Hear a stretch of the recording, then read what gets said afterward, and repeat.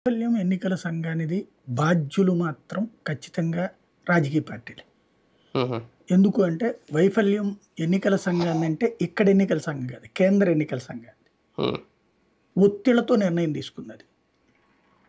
ఇప్పుడు సాధారణంగా ఎన్నికలప్పుడు అపోజిషన్ కోసం పనిచేసినట్టుగానే చేసింది.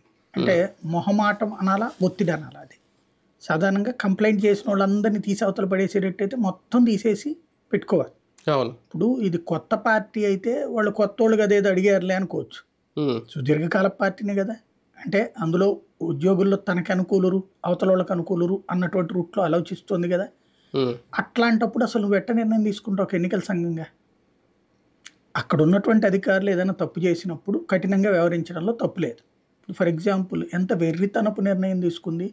మోడీ మీటింగ్లో మైకు మీద పడింది ఎవరు? హ్మ్. తెలుగుదేశం పార్టీ. ప్లానింగ్ ఎక్కడ ఫెయిల్ అయ్యింది? హ్మ్. తెలుగుదేశం పార్టీ. దాని చుట్టూతో మనం ఎన్నో చూసాం మీటింగులు. నేనైతే కనీసం ఓ 100 పైనే బహిరంగ సభలు చూసుంటా, భారీ బహిరంగ సభ. అవును. ఆ బహిరంగ సభల్లో సాధారణంగా మైకు దగ్గరికి చుట్టూతా ఫుల్గా అసలు మైకు మనకు కనబడదు.